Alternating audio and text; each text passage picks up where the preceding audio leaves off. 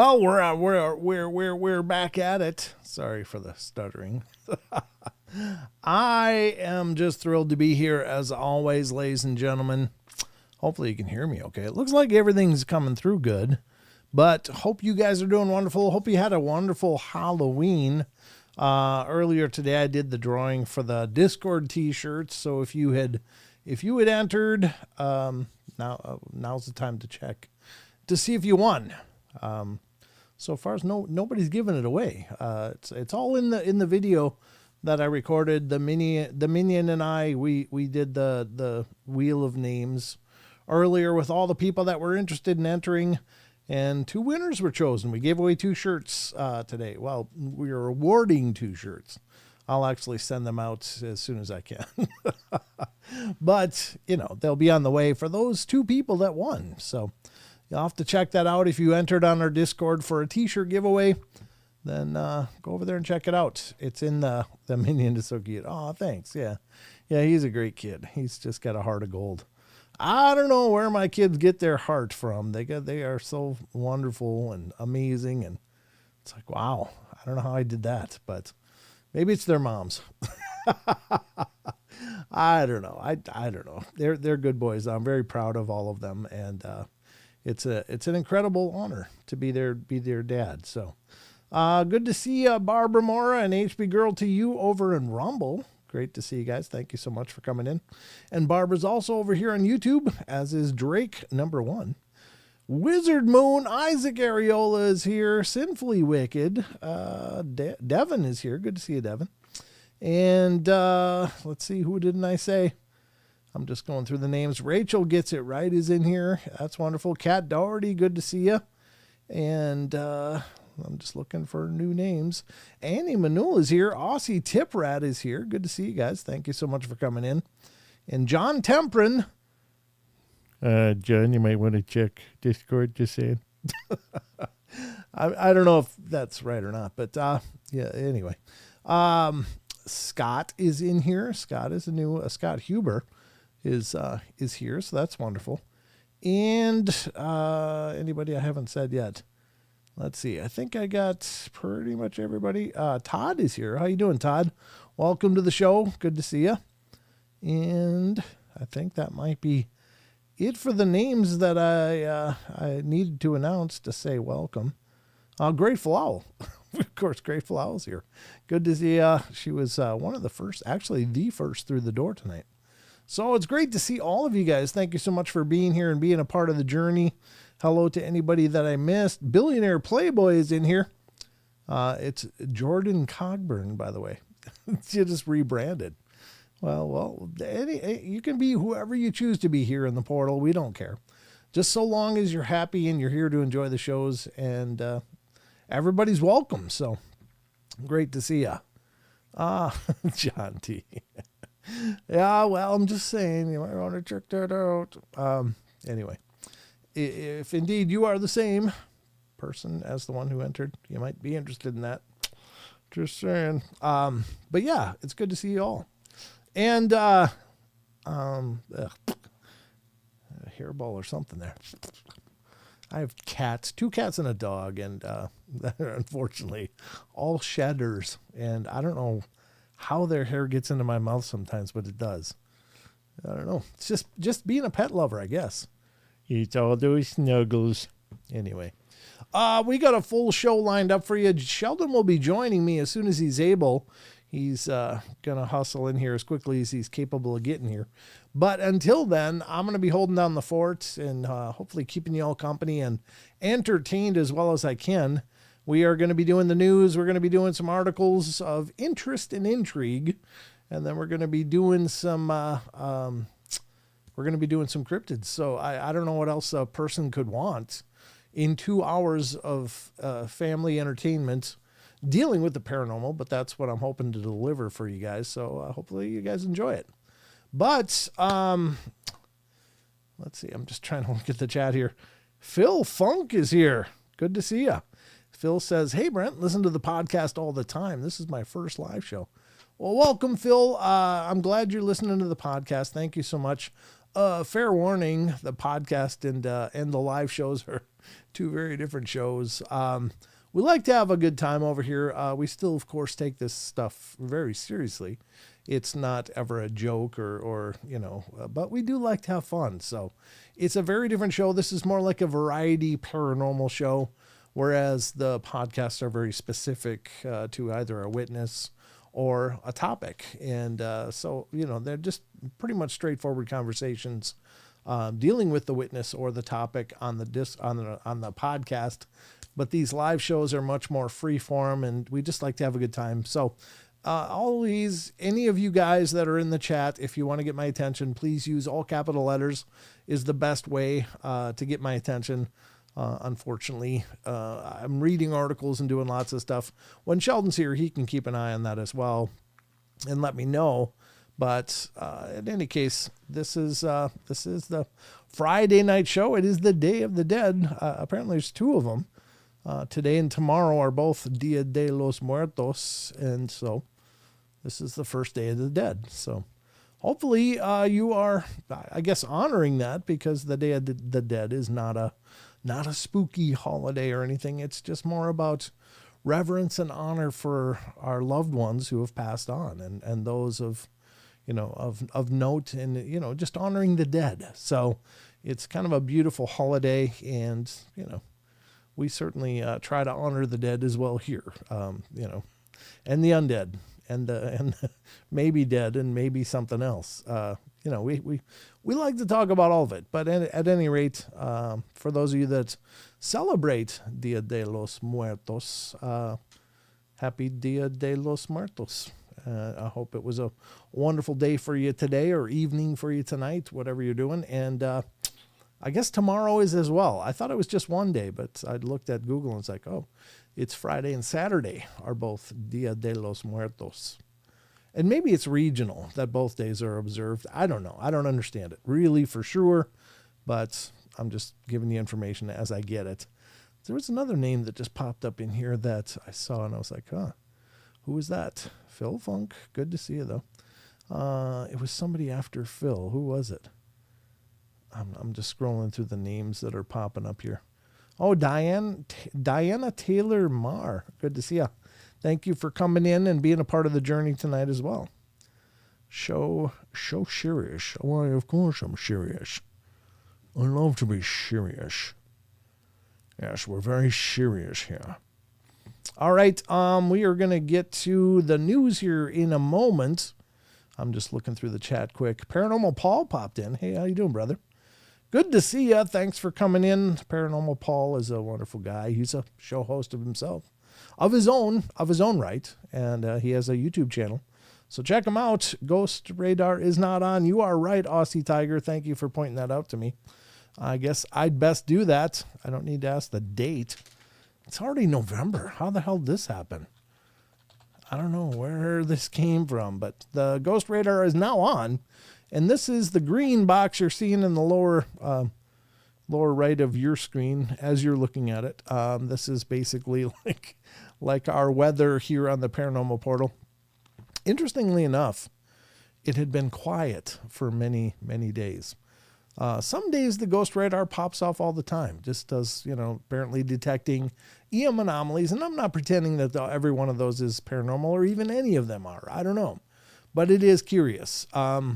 However, it's been really, really quiet for the last several days. But last show, Wednesday night, when I was talking about being scratched and all the weirdness going on here in the Paranormal Portal house, there was one presence that showed up through the whole 2 hours. And it was right when I was talking about that. And it was apparently sitting right on my lap.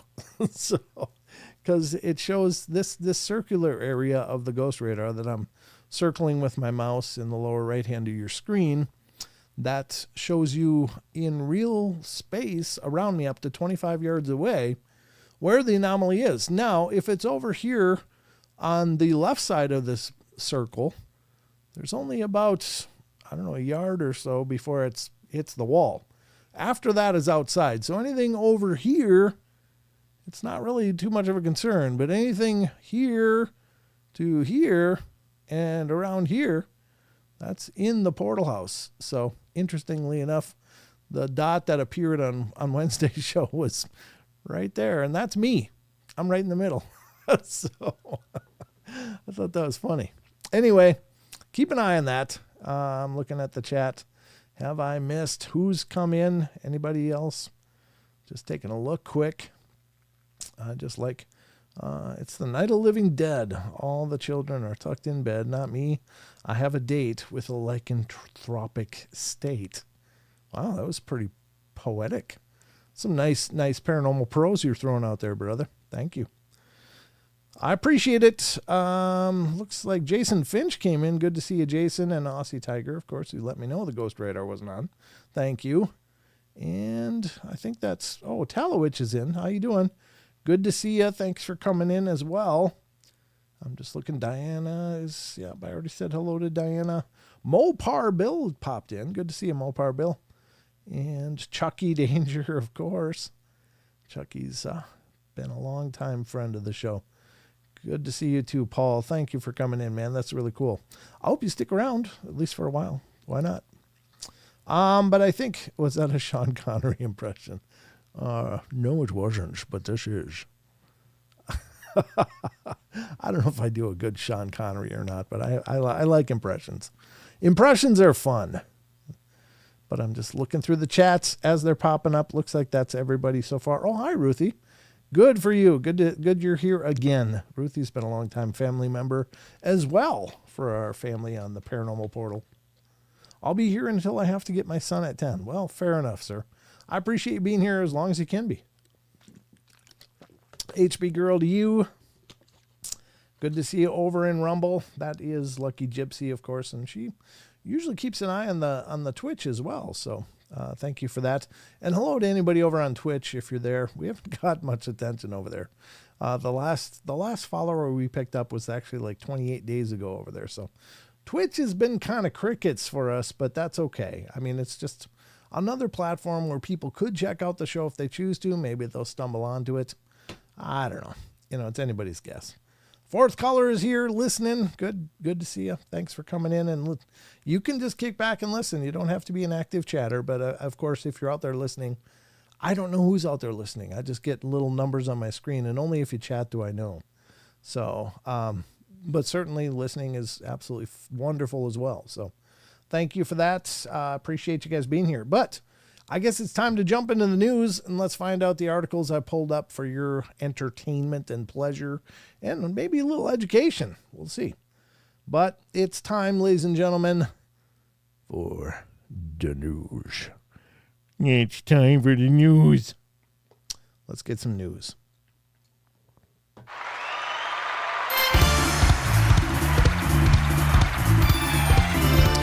Oh, God bless you, Sinfully Wicked. Your hubby's a keeper if you put on the portal.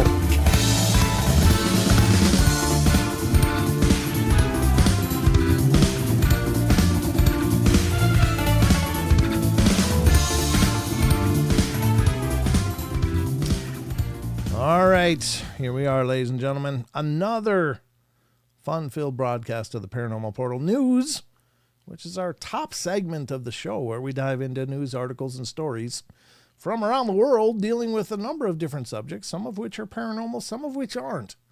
But hopefully you find them all interesting and worth discussing. So I just asked throughout the course of the shows, look, please take some time.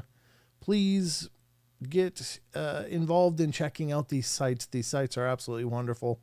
And give them your love, and your traffic does keep the lights on there. So please support these sites.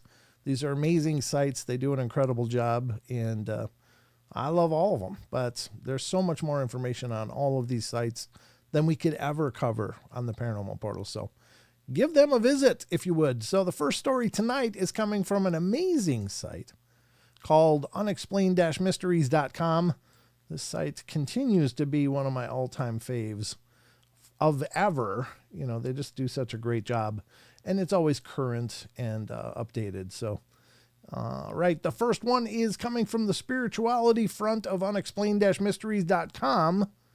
This is interesting. I don't know if any of you are following this discussion and some of the investigations into the incredible Shroud of Turin, which is, of course, allegedly the burial shroud of Jesus. And I find it really fascinating that preliminary studies years and years ago put the date of the shroud maybe in the 1600s, maybe a little earlier, but more recent updated testing does put it in the time of the potential crucifixion of Christ.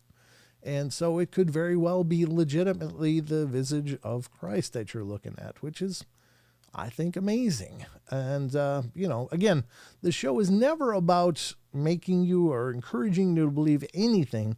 Believe whatever you choose to, but for those of you that are Christian or fascinated at least with this possibility, then I hope you enjoy this article. The article goes, a virtual simulation has been used in an effort to determine if the famous biblical relic really shows the image of Christ. Well, it says Jesus, but the Christ. Believed by many to be the actual burial cloth of Jesus himself, the Turin Shroud, which is today situated in the Cathedral of St. John the Baptist in Turin, Italy, has long been the subject of intense scrutiny, controversy, and debate. A significant number of researchers have made conflicting claims about the shroud, with some hailing it as authentic and others suggesting it's either a forgery or not the shroud of Jesus at all. The findings of this latest study fall firmly in the latter category. Cicero Moraes, a graphics expert from Brazil, a graphics expert, really? Wanted to find out if it was possible for an imprint like that shown on the shroud to actually be created by placing a cloth over a dead body.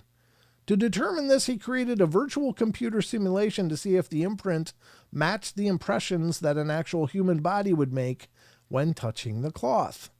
His findings suggest it's highly unlikely that the shroud featured a genuine image of Jesus. When you wrap a 3D object with fabric, and that object leaves a pattern like blood stains, these stains generate a more robust and deformed structure in relation to the source, he said.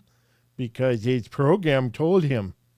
So roughly speaking, what we see as a result of printing stains from a human body would be a more swollen and distorted version of it, not an image that looks like a photocopy. A bas relief, however, wouldn't cause the image to deform, resulting in a figure that resembles a photocopy of the body.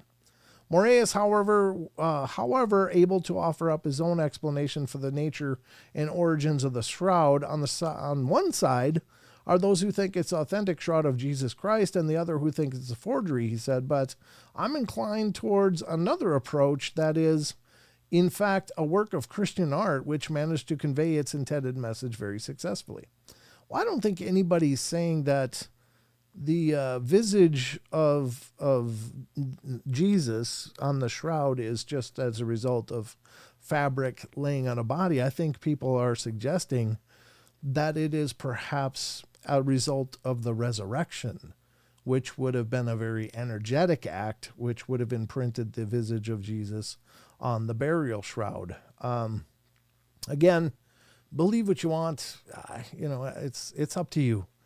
But I think, I don't think anybody thinks that just by laying cloth on a body, that's just it. Hey, it made a print of Jesus, because then every burial shroud would have a print of whoever it laid on, but that's certainly not the case. Not that there's a ton of these old burial shrouds laying around, but I don't think I'd ever heard of another example of an image being imprinted on a shroud prior to this. So I don't know, come to your own conclusions. But, I think that the one thing this gentleman is absolutely missing is it's not as a result of it laying on a body. It's as a result of it being present during this incredibly energetic act of resurrection. So anyway, the rainbow body transformation. Yeah. Anyway, I'm a delivery driver and listen to a few podcasts every day. It's really interesting. Well, thanks, Phil. I'm glad you chose the portal. I'm absolutely honored that you did. Thank you so much. That's the first article, but again, come to your own conclusions. This isn't again, the scope of the show is never to make you believe any one idea. It's just to discuss phenomena. So come to your own conclusions, whatever that may be. I think it's pretty incredible, though. Anyway, let's get to the next article, which is, of course, coming right up. And this article is also from unexplained-mysteries.com. And this article is dealing with nature and environment.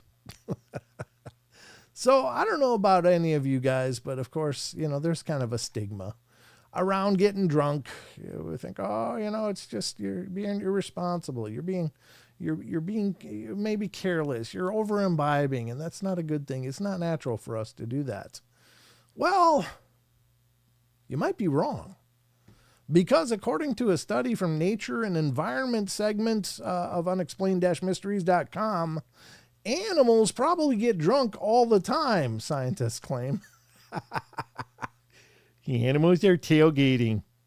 That's right, folks. Animals get drunk all the time. Let's see what this says. I mean, you've heard of drop bears, right? If you live in Australia, isn't that when the koalas get so drunk from fermented eucalyptus or whatever that they start falling out of trees because they're just drop dead drunk? So anyway, I don't know if that's the case or not, but it could be a partial example.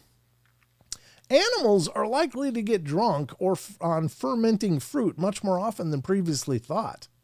It's not just humans that get inebriated. Members of the animal kingdom, from monkeys to elephants, are known to feast on fermenting fruit that can leave them a bit worse for wear, to say the least. You're not alone, folks. But while the conventional view has long been that animals getting drunk in this way is a very rare event, scientists have now come to the conclusion that this may, in fact, be a very common thing indeed. There you go. Ethanol is present in most all ecosystems, they argue, meaning that it's likely that a whole range of species have adapted to include it in their natural diets. We're moving away from the anthropocentric view that ethanol is just something that humans use, said Dr. Kimberly Hawkins of the University of Exeter. It's much more abundant in the natural world than we previously thought, and most animals that eat sugary fruits are going to be exposed to some level of ethanol. Evidence suggests that while animals likely possess genes capable of metabolizing ethanol for many millions of years, the ability has since been fine-tuned by time and evolution. From an ecological perspective, it's not advantageous to be inebriated as you're climbing around in the trees or surrounded by predators at night. That's a recipe for not having your genes passed on, said Matthew Kerrigan of the College of Central Florida. And it's the opposite for humans who want to get intoxicated but don't really want the calories. From the non-human perspective, the animals want the calories but not the inebriation. Well, maybe they do, though. Maybe they do. Maybe they're like, screw this dirt stuff. Let's get wasted. I don't know. Maybe it's enjoyable to them. I mean, what the hell?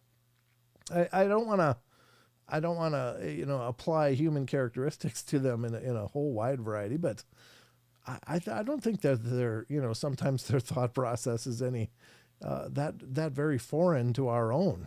It's just, maybe it's not as complex as ours, but maybe the need to cut loose and just have a good time is present in animals too. Why not? Maybe they don't encourage the whole tribe to get drunk, but maybe if a few individuals cut loose once in a while, that's okay. It's like guys going out to bowl. Honey, I'm going with the guys down to bowl. Sure you are. You're going to be bowling beers. Anyway, I don't know. I think it's kind of funny. And certainly not unusual. Hell, I've heard of squirrels getting wasted on certain fermented things as well.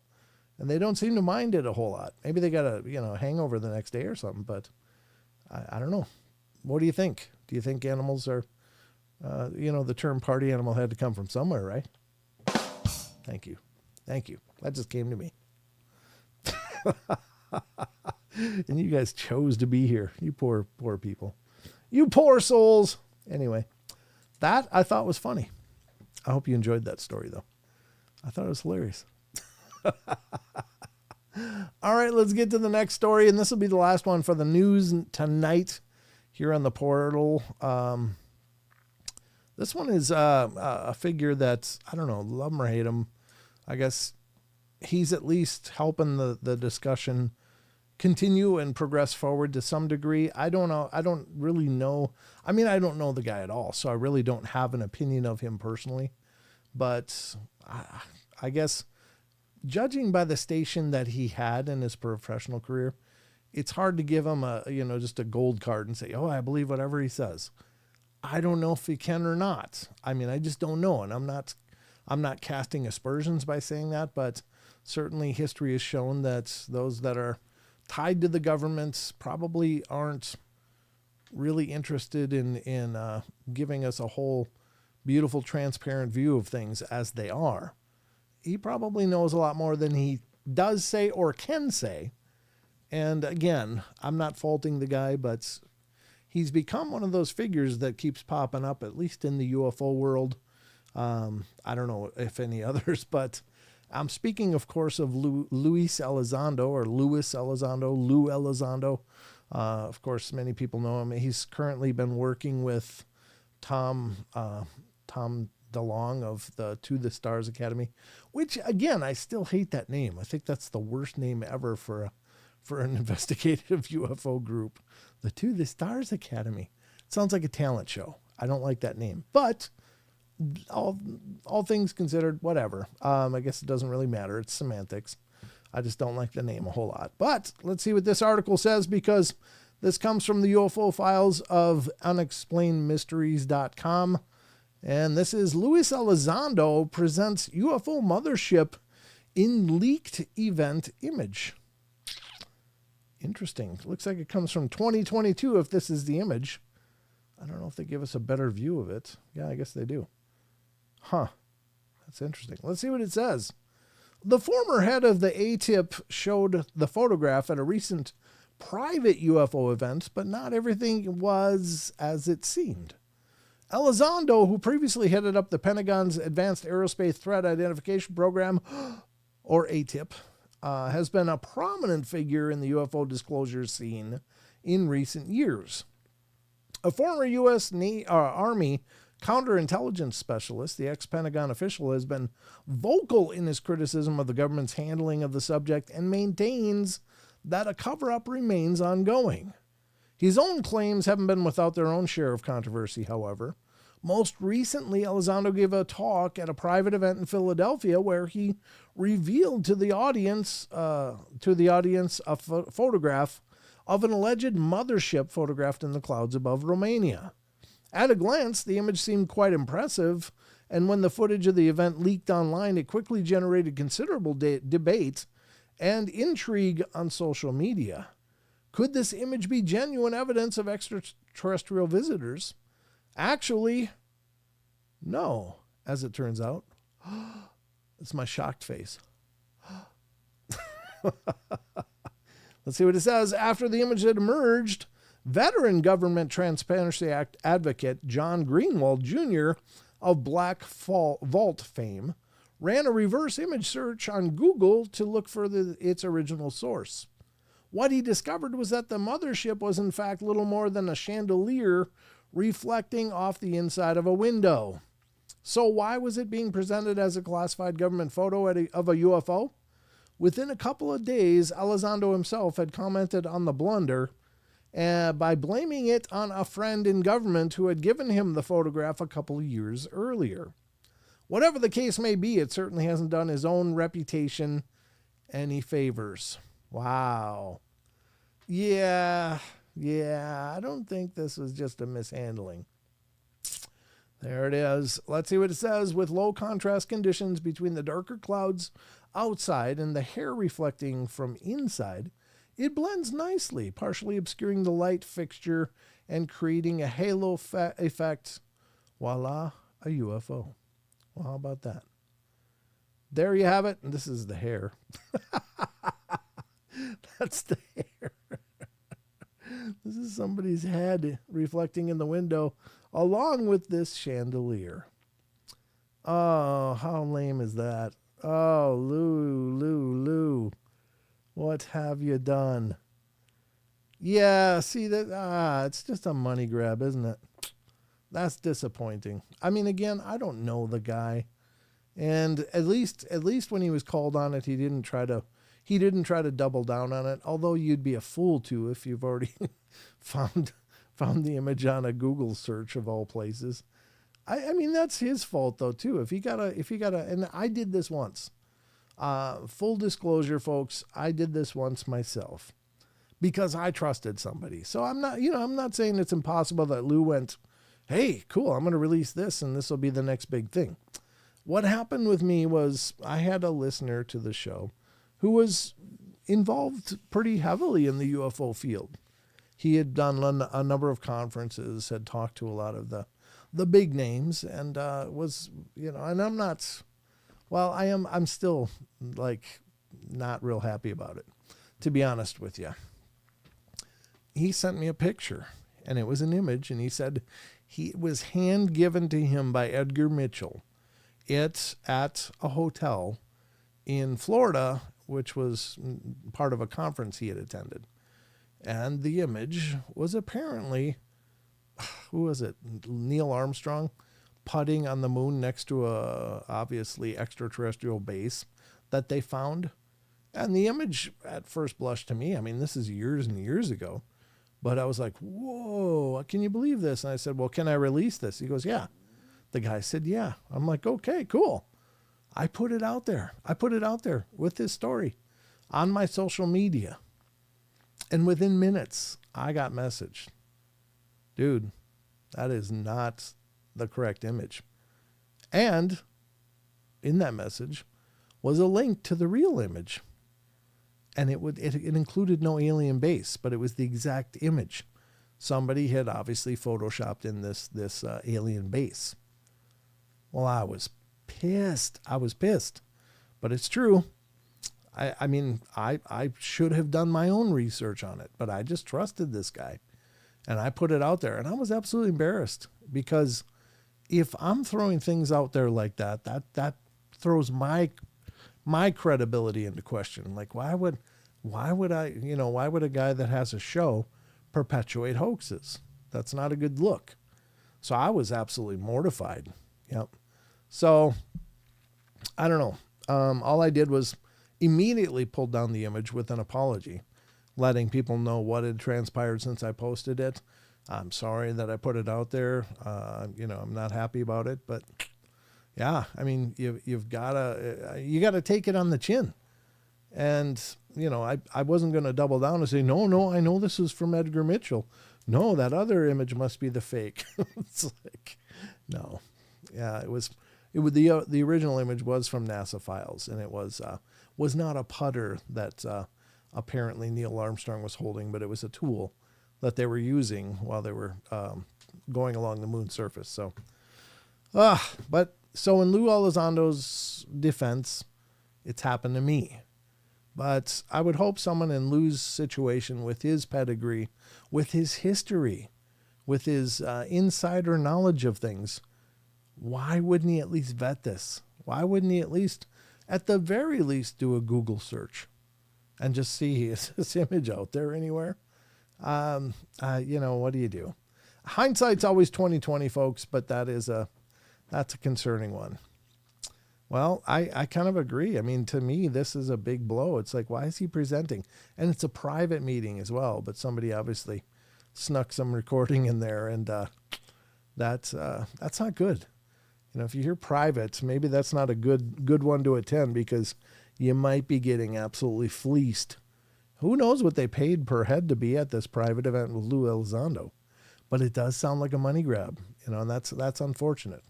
So I don't know. I mean, I don't wish ill on anybody, and certainly that's a tough one. If he got took, he got took, but he really has to, I mean, he can't blame his friend. He's got to blame himself for not at least looking into it. So I don't know. Anyway, money corrupts. Yeah, it does, Chucky. You're right. So anyway, that's the latest in there. I didn't know about this, but this article's from the 31st, which is yesterday. So it's brand new news, apparently. So if you see this image, folks, right here, it's not a UFO. This is somebody's hair. It's somebody's hair. That's somebody's head. And that's a chandelier on the ceiling behind them of their hotel room or in their wherever they are.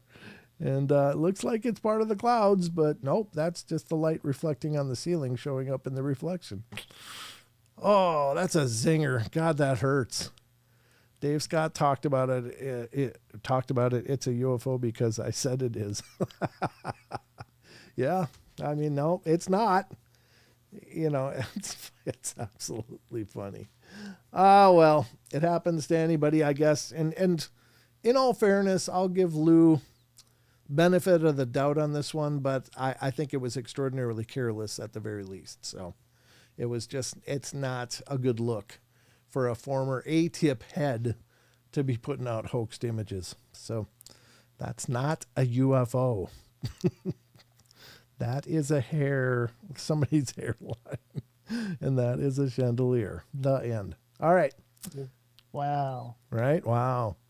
Wow. How about that? Well, there you have it. That's the latest from Lou Elizondo. I gotta imagine that's gonna hurt his career, and at least put him on a big question mark. So, all right, let's. Went on stage with that. Oh yeah, he went on stage with it, saying it was a insider leaked from the government, a leaked image from the Pentagon, and no, that's some guy did a Google image search and found it. It's like, yeah, no, that's somebody's head. Oh no! Cringe alert. All right. Anyway, that's that news. Good to see you, Sheldon. How you doing, buddy? Oh, I'm doing great. Wonderful. Doing great, feeling good. It's Friday fun day, start of the weekend. Hope everybody else is having a great Friday too. I think they are. They told me they are, but they're here, so of course.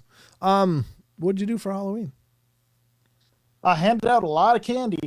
I'll tell you that much. Did you Bought get a a lot? whole bag, and more kids than the past 3 years came and emptied that whole bag. Just one bag? You just bought one bag? What'd you do then? Turn the lights out and say, nope, I'm not answering Yep, anymore? that's exactly what I did. Yep. I turned the lights off. I'm like, well, we're not home. Nobody's home anymore. And Sheldon opens the other bag.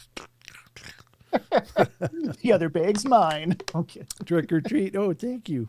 I'll take the other bag. Well, that's cool. I'm glad you had a lot of people show up.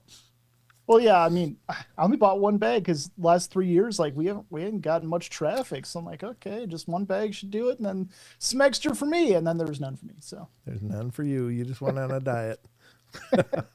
Unfortunately, the Minion killed it last night. He went out as Deadpool, and yeah. now he's Candy Pool because he got home and did the old living room floor dump and started sorting and looking. It's like, hey, he's looking at his treasure. Got a whole bag of bougie. Yeah, he was having a good time. Yep. It's the rite of passage. We all had those moments. Yeah, I remember that, coming home with the big bucket or the well, we used a lot of pillowcase full of heavy stuff, and you dump it out, and it's like, who gave me an apple? Come on, an apple? What are you doing? Or the toothbrush guy. Everybody's got a toothbrush guy. Hands out toothbrushes. It's like, Next year, I'm going to buy a whole bag of broccoli. Trick or treat, here you go. Hand out those little dental flossers. Here you You'll go, thank me in kids. your 30s. Yep. Practice good dental hygiene. There you go. Yeah, you'll be back to no kids stopping by. There were some kids that didn't even dress up. It was actually really weird. There was a couple of kids that came by. One was actually dressed as one of the main villain characters in Squid Game. And then there's the other kid with him that just had a raincoat on. I'm like, oh, what are you supposed to be? And he goes, I don't know. Oh, okay. Well, good job, guys. Good job. Have some candy anyway. Yeah. Was it raining there? It was, yeah. Oh, yeah, it rained here too. It was miserable, but it was cold. Yeah. Cold and miserable, but it quit raining long enough for the kids to trick or treat. And then it started. Yeah, it was just again. light. Yeah. Yeah. Well, glad you're here, buddy. Thanks for joining us tonight, because I Did I have one more that I want to do? I want to see, or do I want to save it for tomorrow? I think I did 3. Did I do 3 or 2? I don't remember how many news stories I did. Maybe I just did 2. Let's do one more. And then we'll continue on with the journey because we got a lot more to do. All right. Yeah. The next... What? Okay. What? No, sinfully, WKD said, my brother's an endodontist and he hands out candy. LOL. He knows they'll need root canals. He's funding his business. That's basically building the future right into every kid. Yep. Here, kids, taffy. Lots of it. Just a really sticky crap that you know is going to eat holes before the saliva breaks it down. Yes, I'll see you soon. Jolly Ranchers and taffy.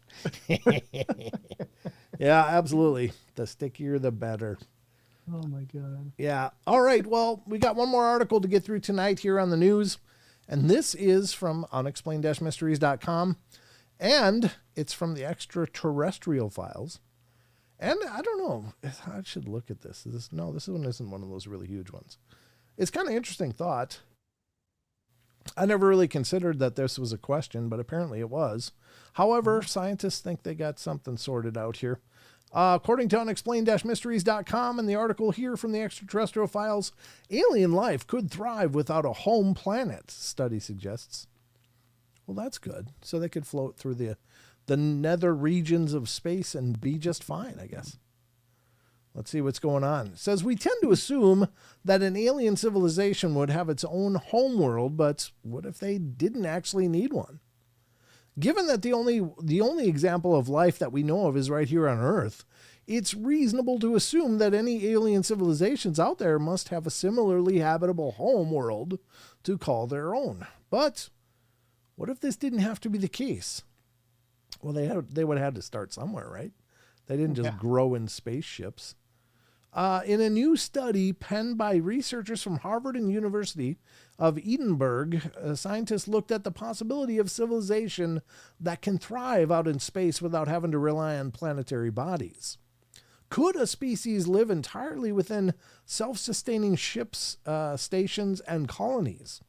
Perhaps this could even foreshadow our own destiny thousands of years into the future. Most astrobiology research over the past few decades has focused on increasing our understanding of life's diversity and evolution on Earth and searching for Earth-like environments, past or present, in the solar system and beyond, the researchers wrote. One obvious, yet often neglected fact is that we already have direct evidence of life existing beyond Earth in the form of human space missions. However, humans are simply a particularly complex form of life, so it's interesting to consider how much complexity is really needed for life to sustain itself beyond Earth. It's certainly true that we can build habitable, self-contained environments that can travel through space. Then an advanced alien civilization will be able to do it too, and a lot better than we can. Perhaps, though, it may be even possible for life to sustain its own habitable environment without having to rely on technology at all. Temperature, pressure, volatile loss, radiation levels, and nutrient availability all appear to be surmountable obstacles to the survival of photosynthetic life in space or on celestial bodies or within atmospheres, the researchers added. Biologically generated barriers capable of transmitting visible radiation, blocking ultraviolet, and sustaining temperature gradients between 25 to 100 K. What does that mean? 25 and 100 K? Is that Kelvin? I don't know what that means. And pressure differences of 10 kPa, which I don't know what that means either, against the vacuum of space can allow habitable conditions between 1 and 5 astronomical units in the solar system. Boy, I don't understand any of that. I'm lost. Hence, ecosystems capable of generating conditions for their own survival are physically plausible given the known capabilities of biological materials on Earth. You can read the study for yourself here. is anybody's interested in that, head over to unexplained-mysteries.com and look for Alien Life Could Thrive Without a Home Planet. Study suggests. It's one of the headlines for today. So check it out. See if you find any meaning in that. It was all Greek to me at that last paragraph. I'm lost. So I'm not sure what it means, but it sounds encouraging, I guess. Right? Could be halos out there, Sheldon. Oh God, I hope not. I didn't say flood. I didn't say the flood was on them. Halos wipe all life in the universe. Well, they could just be rings of life, okay? They don't have to be. Okay, they don't have that's to be super weapons. All I was right. gonna say. Yeah, I'm not rooting for that part. But at any rate, let's be done with the news. What do you think? Sure. Okay. Why not? All right, ladies and gentlemen, that's it for the news. I'm sorry if it's lagging. My computer's still being a pain in the butt. I think I might have some answers here about this computer problem, though. What'd you find? Well, I'm not sure that I found anything. I've gone through the file system. I've defragged. I've done a number of things to try to speed up this computer to what its former glory was. But I think, honestly, what I need to do is just take it outside with a can of pressure air and blow the hell out of it, because I think what's going on is it's just not effectively cooling. And when I'm streaming, it's putting a lot more load on it as far as what it has to generate. So if it's sitting here and I'm just doing some, basic surfing or research, it seems to be fine. It's plenty responsive. But once I start streaming, things slow way down. So I think it's a problem. Yeah, I think so. And I got to get some thermal gel to clean off the existing and put it back on, and clean out the fins of the cooling unit over the CPU, and hopefully that helps. But not looking forward. I actually did that recently, I think 2 weekends ago, and oh my God, the amount of dust that came out. I know, it's scary. I'm almost scared to do it. But at the same time, I don't want to overheat my system and cause issues. But it'll definitely slow a system down. Yeah. So I'm going to try that next, folks. That's on my to-do list. Probably maybe in the next few days off after tomorrow's show. So if we still have lag between now and then, please forgive me. I'm working on it always, because I hate it. It bugs the hell out of me. Almost cussed, but I saved it. All right, that's going to be the end of the news. I figured that was kind of news because it's current events. But anyway, let's get back to the rest of the show.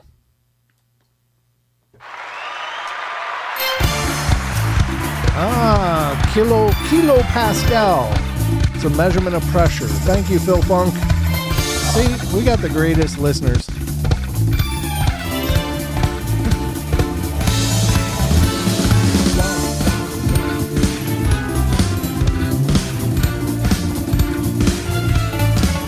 All right.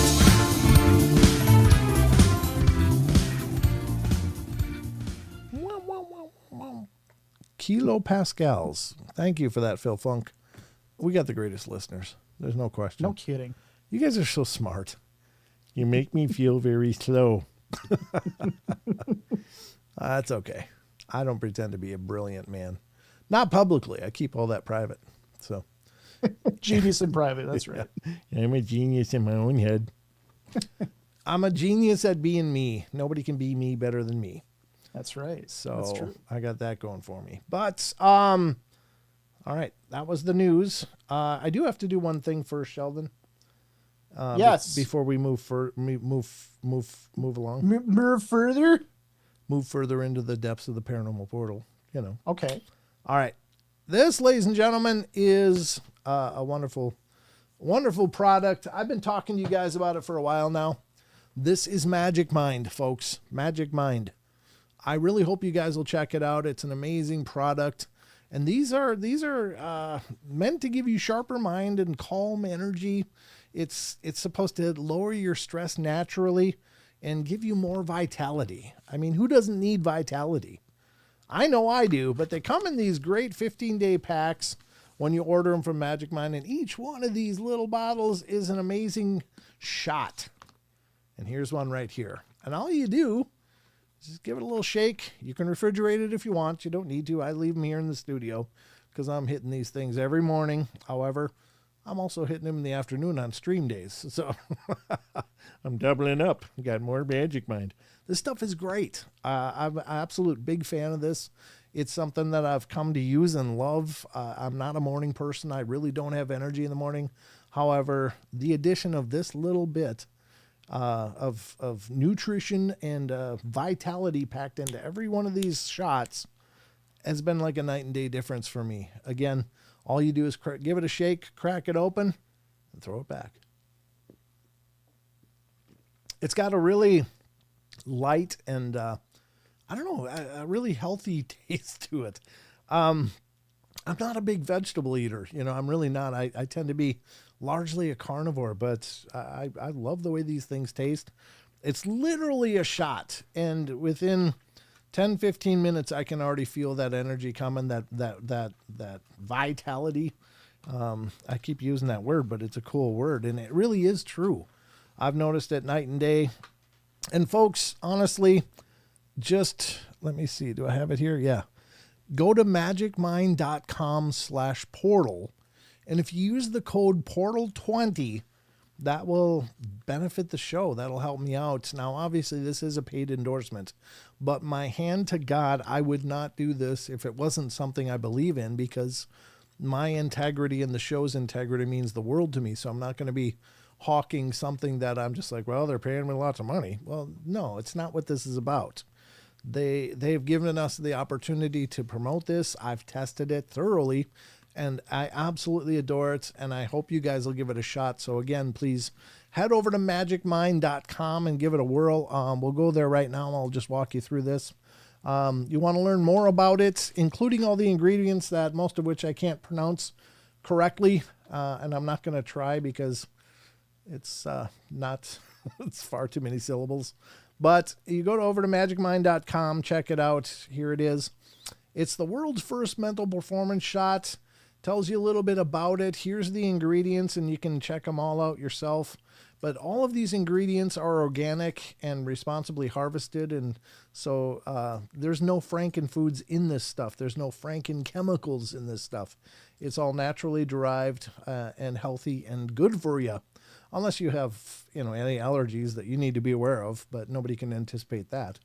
But it talks about the nano encapsulation technology, the benefits. Here's some testimonials where you can read people's thoughts about it and even frequently ask questions. If you're going to order again, please go to magicmind.com/portal, which we're going to do right now.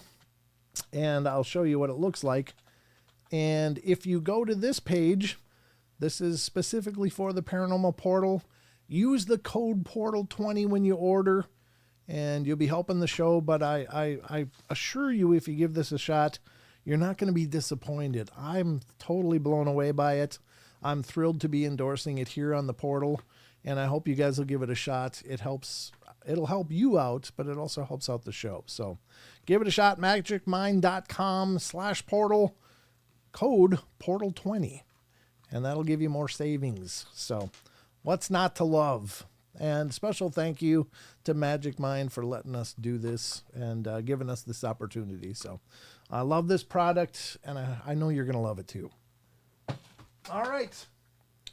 That was that. And what a great product. I really do sincerely love this stuff. So that's Magic Mind.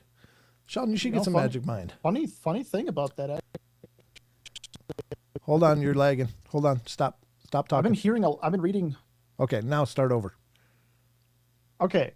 I've actually been reading about lion's mane, which I was looking at. It's actually one of the ingredients in there, and it actually is really good for your brain function, all that. Yeah. I've actually been curious about using something like this, so I might do this actually. Well, I hope you do. I mean, I know you're going to like it. It really does help. I realize that sounds cheesy because I am getting paid to do this, but I honestly wouldn't do it if it wasn't something I believed in. And they sent me a sample right off the bat when they were first approached me, and I'm like, well, I got to try it. I'm not going to, talk about something on my show that's, if it's a bunch of hooey, but I did try it and I've been absolutely thrilled. So, check it out. That's actually awesome. Yeah, I think I will. Yeah, please do. Tell them the portal sent you. I'm using the /portal, getting that discount. You can use the code portal20. That'll help. Portal20. Okay. Portal20. Yep. All right, so ladies and gentlemen, we got a lot more show ahead of us here as we're going to dive into a couple articles that I think are great. The first one is an Angels story, which I haven't pre-read it, but it's coming from phantomsandmonsters.com, and this is Lon Strickler's site. Another one of those amazing sites on the internet that we use quite a bit here on the show. But again, Lon has been at this for decades. He has been a pillar in this community forever. He's a wonderful guy, incredibly knowledgeable, well-researched. He is a published author with several titles under his belt, dealing with several different subjects in the paranormal world. And he's the creator and the man who holds the kingdom of phantoms and monsters up. He's constantly updating the site with new stories and new experiences people are submitting. So check it out, phantomsandmonsters.com. You'll find information about a lot of things, his books, his podcast, which is Phantoms and Monsters Radio, and you can find that also on YouTube. But it's a wonderful show that Lon hosts live. I think he does it on Friday nights prior to our Friday night show. So he probably just did one tonight. But it's a great channel, and Lon's a wonderful guy. And if you do go over and check out his channel, let him know the portal sent you. Lon's a wonderful guy. I got to get him back on the show again. I got to reach out to him soon. It is time for this article, ladies and gentlemen. This one has to do with an angel encounter. And it sounds pretty wild. I just have read the headline. I haven't read the whole thing. But let's check it out. Ohio deer hunter saved by angels after shotgun accident. Wow. Lord. Yeah, good Lord is right. So on the opening day of deer hunting season in Ohio on November 26th, 1984, Kyle Maynard was out with his parents, his younger brother Sam, and a family friend, Joe. Well, at around 5:26 p.m., the friend, a Vietnam vet, accidentally discharged his 12-gauge shotgun, which he thought was unloaded. It hit me perfectly in the right knee and removed the lower part of my leg from my knee. Down, Maynard recalled. Using his belt, he managed to wrap the wound and hinder the flow of blood. While the friend picked him up on his back and carried him to the clearing under the power lines, we finally reached the clearing when Joe laid me down and two people walked up, and to this day, we don't know who they were or where they came from.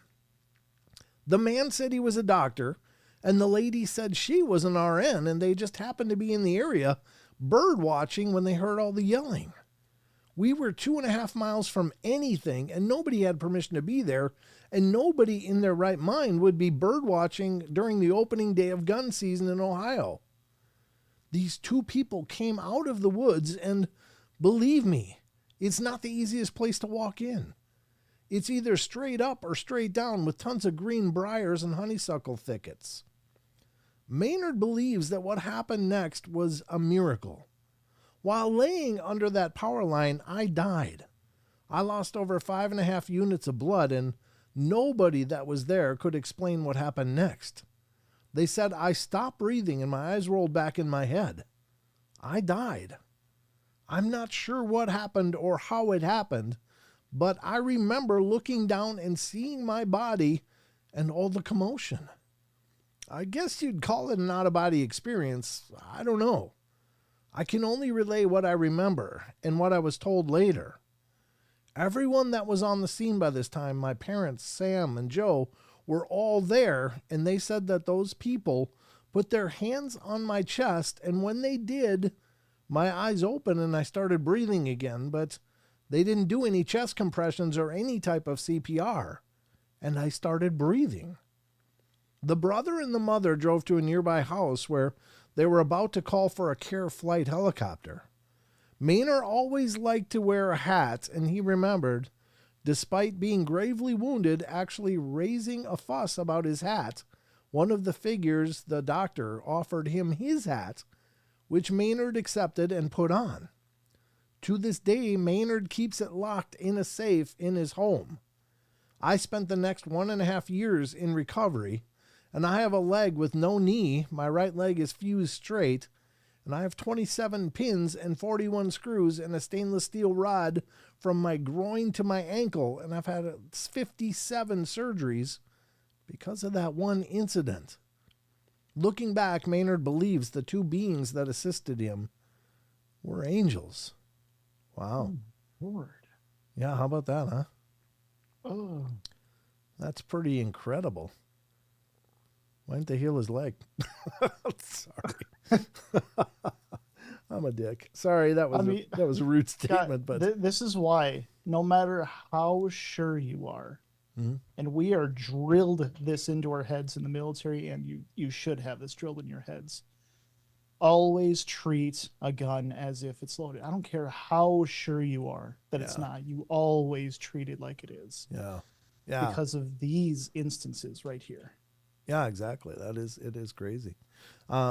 Especially being a Vietnam vet. It's like, man, if he was dealing with firearms like that and in such an intense manner for years or whatever, however long he was deployed, but you'd think he would have that drilled into him. But I mean, accidents happen, and God, God help him. I'm sure he didn't mean to shoot this kid, but oh my God, what a horrible experience. Yeah. And man. I mean, what a lifelong experience for that guy too. 57 surgeries and a fused leg. He's got Lord. No knee. Oh man. That is brutal. But I guess it's, he's alive, and that's the good thing. Yeah. And exactly. Probably wouldn't. So what were these people? Were they angels? Well, how could you know? What if they were ETs? They just thought, okay, put on your man suit. We got to go out there and save this guy. Or what? I mean, they could be something else, but angels seems to be a good fit, I guess.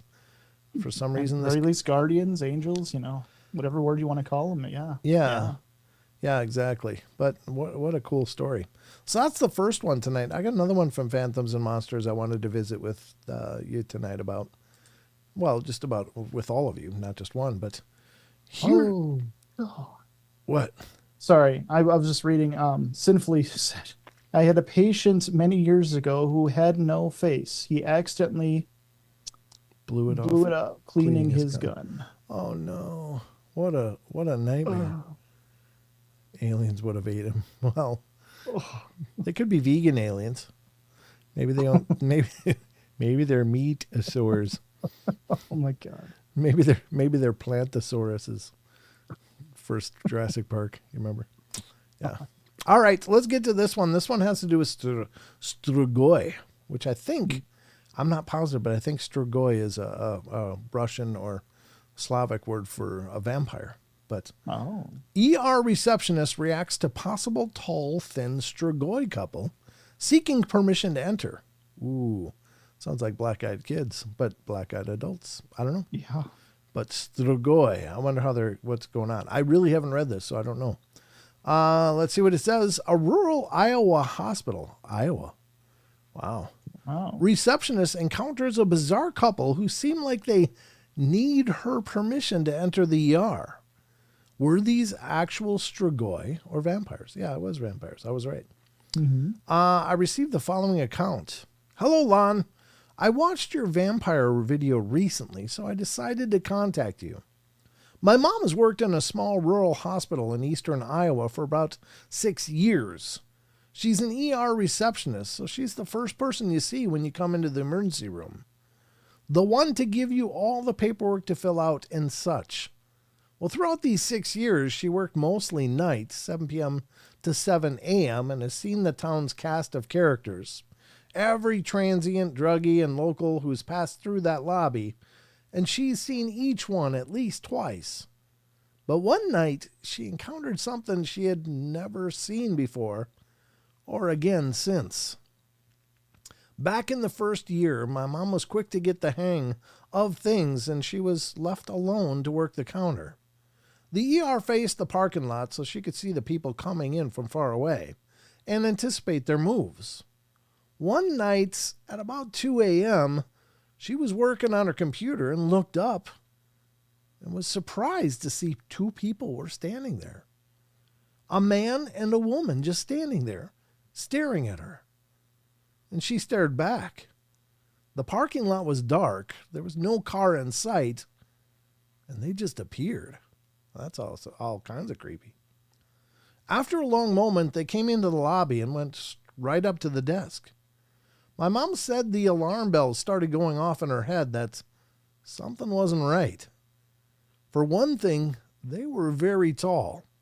The desk my mom sat at would come up to mid-chest to any average person. With these people, my mom could see the pelvic bone of the woman, and they were dressed for cooler weather even though it was summer.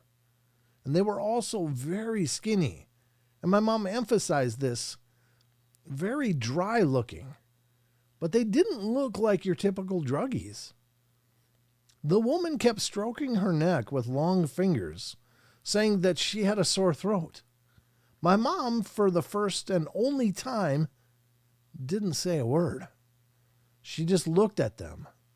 A word kept repeating in her head, Strigoi. Well, as my mom looked at them, the woman looked at the man, looked back at my mom, and then at the man again, and the whole time just smiling and stroking her throat, and said to the man, "Do you think she will let us through?" I did that with a little Russian accent. Do you like that? Yeah. Or should we go somewhere else? My mom stayed silent as the woman repeated the pattern of looks, and then they both smiled at my mom and left. Almost after, my mom texted me asking if vampires needed permission to enter places like hospitals. Well, I told her that since she was technically the person to say who went back to the ER, they would need her permission. We both knew that Strigoi was a type of Romanian vampire mythos, and that was the word she kept hearing in her mind. She has never seen that couple again, and we still talk about what happened. And it does make me wonder when I hear about stories of black-eyed kids and other tales of vampires. What did she see that night? And how close was she to something unreal? Yeah, and there's no note from Lon on this, so interesting. The Strigoi. They were out to suck her blood. I don't know. Interesting. Maybe that's why her throat was sore. It was a little dry. Yeah, that's what I was Needed thinking. a little Bloody Mary. Oh, there you go. Low hanging fruit. Thank you. It was a little, yeah, why not? Rim shot for me. But it is interesting. I like these stories like this because, again, I don't know. There's no way to know if it's true or not, but I do believe that the vampire, the Nosferatu, mythos, Strigoi, or whatever different names, are based on something. They're based on something. Yeah. And why not? I didn't really say, were they pale? I mean, they were dressed in like winter clothes, and it was summer, which is really bizarre. But, Yes. But they're very skinny, so maybe they got like zero body fat. I don't know. That's hard to say. It is hard to say. But you can't, I mean, could it be? Sure, it could. But it's a bizarre one. I don't know. See, I always thought about the vampire mythos about, they need to, they need entry. Well, is that true? Maybe. But it's almost so odd. I don't know. It is, but it almost follows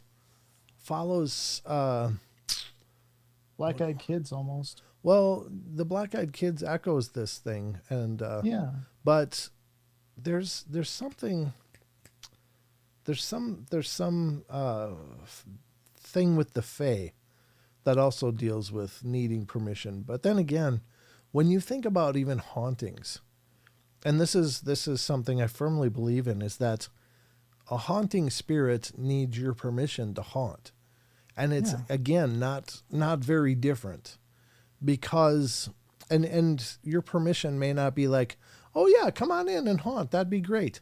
But it may be more of a surrender that they cause people to experience, like such profound fear and helplessness that you basically surrender, which is like permission for them to encourage, more activity and more acute activity. And that's why it's important to not fear. But it does seem that there's a process for a lot of this stuff, that they just can't come into your space and do things unless you allow them to. And I don't think that's just the black-eyed kids, and I don't think it's just potentially vampiric things, that it could be much, much, much more profound.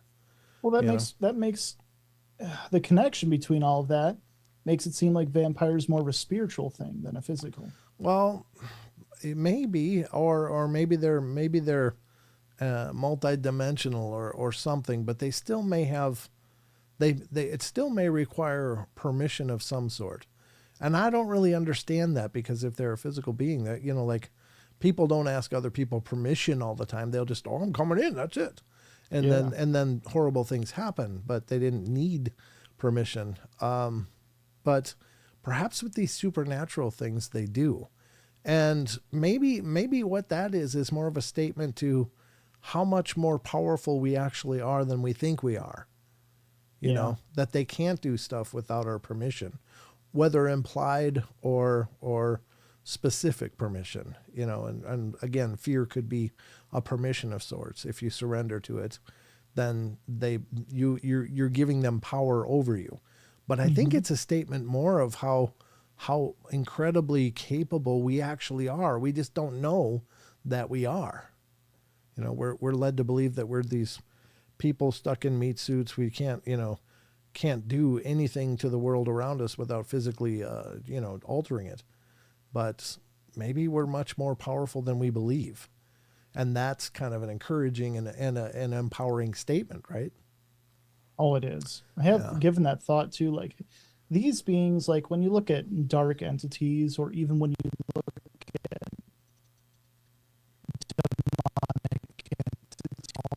demonic, yeah. I get it. Yeah, like they need your permission, as you were talking about with fear. Right. So it's like, kind of like you're saying, what does that say about us? Mm-hmm. These incredibly powerful entities need that, or at least how we think that they're incredibly powerful. And maybe it's by virtue of us, maybe being, hey, thank you, Weird Traveler says, I love that thought, Brent. But maybe it's by virtue of us being, if we are indeed created beings, which I believe in personally, but you can believe whatever you want. But if we are created with this divine spark in us, maybe by virtue of that, we have to surrender before they can touch us, and there again lies that either permission, either express or implied. And it can be implied in a lot of ways. And I think fear is probably the biggest surrender and permission you can give. So Devin says maybe our fear attracts them, because it's basically like going through a neighborhood and there's some houses that have open doors. Sure. Well, I mean, there's certainly some situations that I think absolutely attract more activity, and those are highly emotionally charged, broken situations anyway. Could be abuse, could be chemical abuse, could be physical abuse, could be any number of things that are going on where people are being mistreated by their own family members, and therefore it's already fractured, and that's a spiritual fracture as well. And so they can exploit that and work their way in.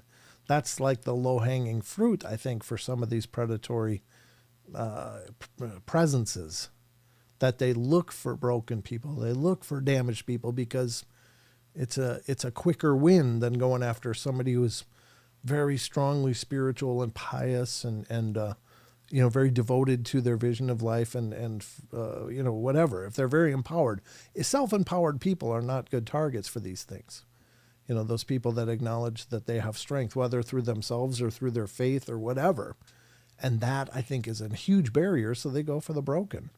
They go for the people that are, hitting the bars, losing themselves in alcohol all the time, or they are in chemicals, or they're just so mistreated and dejected. Maybe they're psychologically not all there, or dealing with psychological issues. Any number of things that can make them much more attractive targets, because for whatever reason these things do it, we think that they may subsist on the energy of the person. In other words, they feed on that life energy, and maybe that's it. I don't know. So, well, I mean, Hill Funk says fear, and they will wear you down to the point of giving in and saying, okay. Mm-hmm. And from the spiritual experiences I've had, that seems to be the case, that it's little things at first, and then Yes. it gets bigger and bigger until the fear grows inside you, and then it becomes more pronounced. Right. Yeah. And exactly. And I think it becomes bigger and bigger because they can't pull off bigger right away.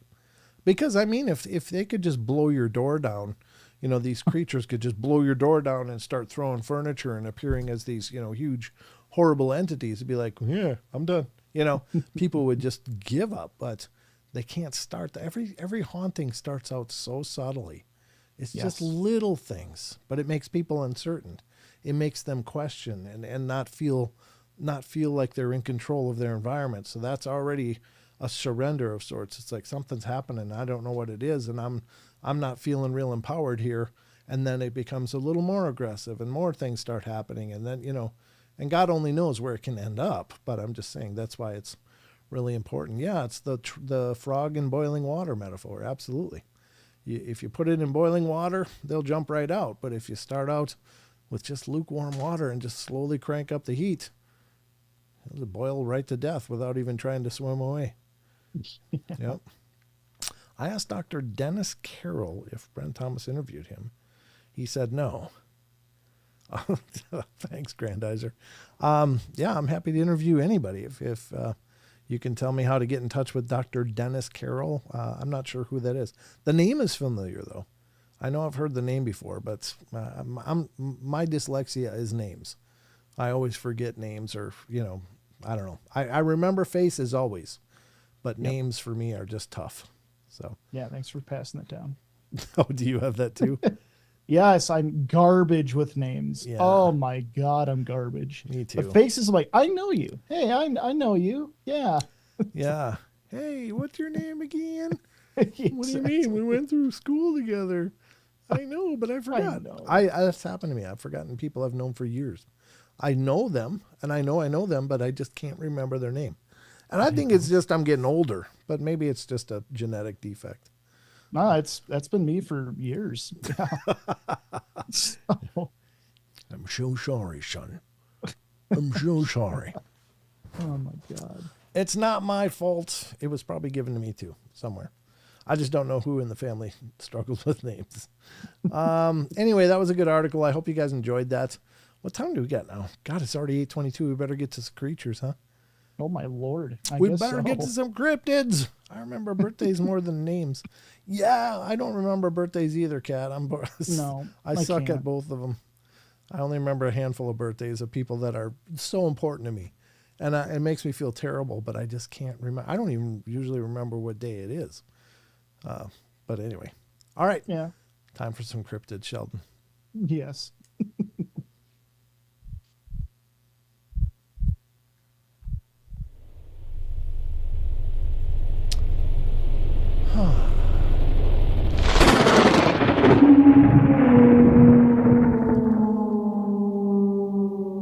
Special thanks to Grateful Owl for putting that up. She gave us that transition, and that is just awesome. It's beautiful. It's awesome. Yeah. Just like Unknown's given us several through the years, too. Oh, yeah. Lots of wonderfully creative people that have helped me out to make this show look and flow really well. So lots of love, everybody. And if you're a talented person that wants to send me anything, by all means, please feel free to do so. Didn't mean do to. Didn't mean do to. Meant do so. And you can always send stuff to me here on the portal if you have anything you've created and you want to send it in to be possibly hung in the studio here somewhere. I would love that. I've gotten some really amazing stuff. I wish you guys could see it. I got several things hung up over here, but I asked a long time ago, I asked a bunch of listeners, hey, all of you guys out there, I said, hey, I got a lot of empty walls here, and I'd love if you guys would send me things to put up on them, just because, all of this stuff I don't see. The stuff behind me, it's behind me. Like it's for the show, so I don't sit and just look at it all day. I don't look at it all day.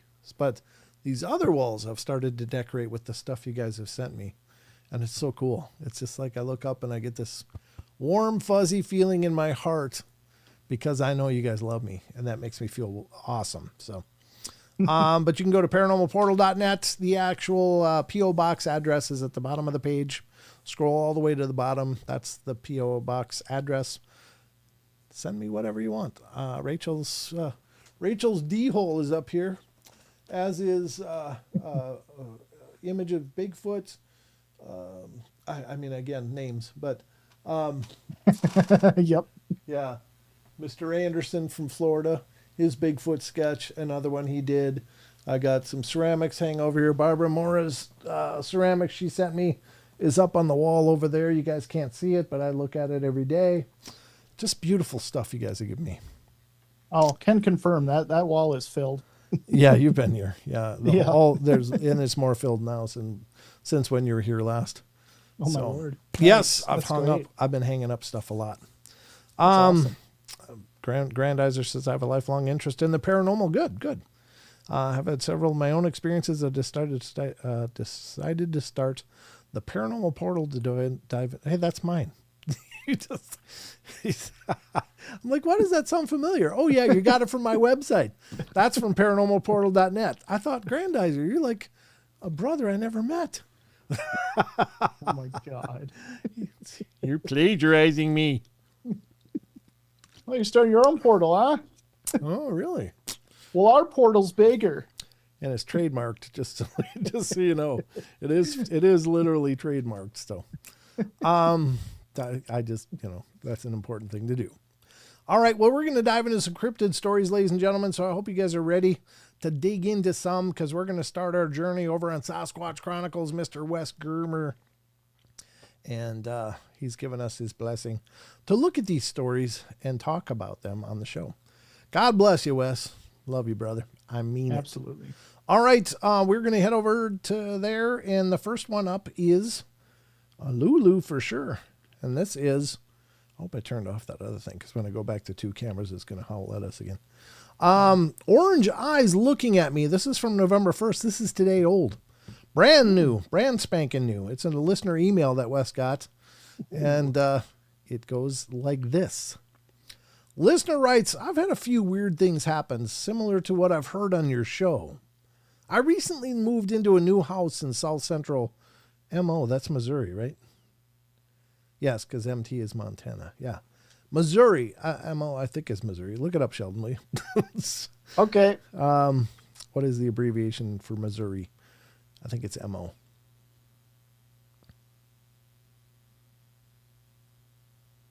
Survey says Missouri. it is MO, Missouri. Okay. Yep. Last week, I was walking the dogs at about 2200 hours, which would be 10 p.m., right? And Wait. Yes. yeah. 10 And p.m. I shine my flashlight up to the power line in easement. Okay. Sorry. I don't know. I'm not reading as well tonight. I shine my flashlight up to the power line easement. At about 150 to 175 meters, I saw a pair of eyes about 6 inches apart, orange in color, and they did not blink, but looked around like it was looking at me and my two dogs. About 3 or 4 times it looked to its left, my right, into the tree line. And after about a minute and a half, I took them inside. I am a hunter, and I have seen eye shine at night, including coyotes. I have seen in Wyoming when I was stationed there, always had a yellowish color, and deer a lime greenish color. But anyway, have you ever heard of a Bigfoot or other animal that has orange eyes? Thanks. I love your show. I don't know for sure. I mean, I've heard a lot of different eye shine colors. Gold for Bigfoot. Red, of course, comes up a bunch. Yeah, I mean, gold and yellow would be easy to transpose. But, yeah, those are generally the two colors that I've heard, depicted for a Bigfoot. It could be a dogman for all I know. Mm-hmm. That this guy is seeing. But the scary part is, I'll bet you anything that thing was looking and going, he's got two of those little dogs. They look pretty good, because snacks. Yeah, I think that dogs are commonly a target. Domesticated animals are commonly a target for these cryptids because they don't have to hunt them. They know where they're going to be. They're going to be right around where you are, where you live. That's where our animals stay. And so they just got to sit and wait and wait till you let the dog out, and maybe you're not right there, or maybe you are, and it really doesn't care. And it'd be like, whoop, there goes your pup, or there goes your kitty. And I think, I often wonder about that. I mean, a lot of things eat domesticated animals, like, coyotes attack cats and a lot of stuff. Hell, even raccoons will take down, cats and small dogs. Yep. But, then there's deer or not deer, but fox, I was going to say. Yeah, deer. Deer? Wait, what? Deer. Actually, you know what? I did learn that deer sometimes are known to munch on carcasses that they find. I don't think they kill things, but I think they do sometimes eat protein. Oh, So- no, they're evolving into predators. Yeah, They're sick of being prey. they're getting taste for mate. But yeah, Oh. Google says Rachel's- bear's eyes glow orange. Okay, that's Bear. interesting. Could be bear if it's Missouri for sure. It could be a black bear, but 8 Ooh. inches apart is pretty widespread. But 6 inches. That would be what did he say about 8 inches? Didn't he? 6. I thought you said 6. 6 inches Was apart. Yeah, 6 could be a bear. I mean, could be. Hmm. It seems like a wide spread, but I mean, it could be. If it's a big black bear, it could be. But that it could be, even a brown bear. I don't know. There's, they aren't usually seen in Missouri, like brown bears. But what kind of bear did it say, Rachel? Like as a bear, deer eat bones for phosphorus. True, yeah, and calcium. They'll eat calcium, calcified bones. Deer Oh. eat baby birds? What? Yeah. Oh, wow. Okay. Squirrels eat bone too, Annie. Yeah. So do rabbits. I mean, a lot of critters eat bone because it's calcium and that's a necessary nutrient for them. But yeah, crazy stuff. Mice will eat it. I think that's a cool story. I just think that it's probably was standing there watching because it was looking at those dogs going, wonder if I could get one of those, so, and that's scary. What he doesn't really say is what his dogs were doing. Were they just kind of, unaware, or were they aware, or how, it was 150 to 175 meters. So that's quite a bit distance. So maybe the dogs hadn't really alarmed off of that. Dogs actually don't have incredible eyesight. They're I think usually very nearsighted. Yes. But they do have obviously amazing hearing and sense of smell. So they have other senses that pick up for that. But as far as eyesight goes, dogs don't have good eyesight. Only close up. But interesting story and great take. Let's go to the next one. This one is also SasquatchChronicles.com blog. October 27th, a few days ago. Do you know what that was? A listener writes, "Hey Wes, my buddy Marty introduced me to your show while we were staying in a remote area of British Columbia at Wells Gray Provincial Park." That's up by you, Chucky, somewhere, right? Oh. Great vacation. Saw over 30 waterfalls. Well, at night, we would listen to your show. Really enjoyed it. I had an experience I shared with Marty, and we both thought I should just share it with you. It was summer of 1986, and I was living outside of Seattle in a hotel for work. Didn't know anyone, but being an adventurous guy from Missouri, I spent my weekends backpacking in the Pacific Northwest. In my 20s and in my physical prime, looked for challenges, and most of my backpack trips were throughout the Cascades and Olympic Mountains by myself. Never feared much until one nerve-wracking experience near Denali in Alaska, but that's another story. I'd driven up to Sunrise on the northeast side of Mount Rainier to backpack to Frozen Lake in the base of Mount Fremont. I don't know what this means. 7214 feet. Is that elevation? MSL, whatever MSL means. On the flanks of Mount Rainier. I was standing next to my Ford Bronco. I was getting my pack ready, and I don't know what's wrong with my reading tonight. Need that magic mind to really kick in. And had a guy walk up to me and ask me if I was a caver. And I told him yes. Well, he asked me about my license plate that had National, I don't even know how to say this. It's spelunking, I know, but Speleological Society, NSS, on it, and bat stickers in my rear window. And he said he was a caver originally from Indiana. Well, I told him about the cave I own in Arkansas, which is Ennis Cave, Stone County, Arkansas. 7 miles long, 100-foot waterfall, large chambers, underground rivers, and lakes. It's very cool. We hit it off, and he asked where I was going. His name was Randy as well, and he was with his wife, Laura, and we were going to the same place, and he asked me to join him. Well, I said sure, and the three of us headed out. We were the only ones backpacking in that area, and we settled in above the lake. You must stay away from the lake to protect it. And it was about midnight, and my friend Randy told me him and Laura were going to sit at the lake and watch for wildlife. Well, I just tagged along, and we sat leaning up against a large log at one end of the lake, and there was a full moon, and the reflection of Mount Rainier was beautifully displayed on the lake surface of the lake. And we sat there quietly for about 30 minutes when a large, walking upright animal came out of the trees on the other end of the lake,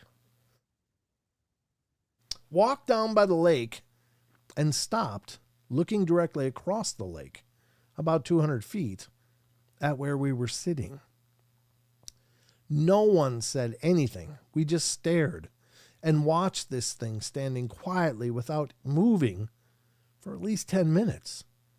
No doubt in our mind, I think he meant we saw, a very large animal walking on 2 legs.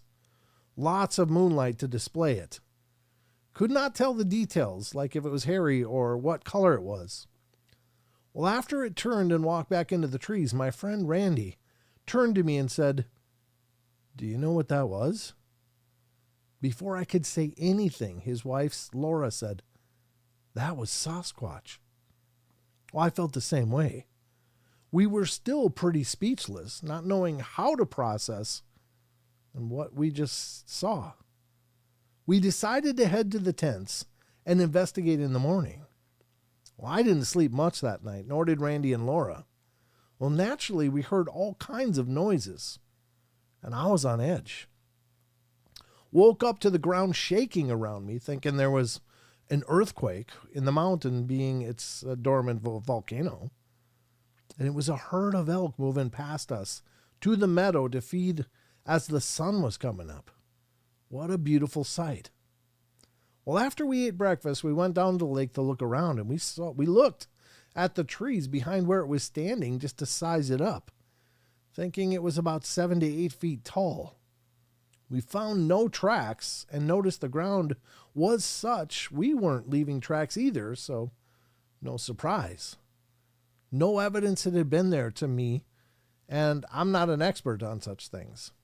In summary, I'm not sure what we saw. I do know that it was not human.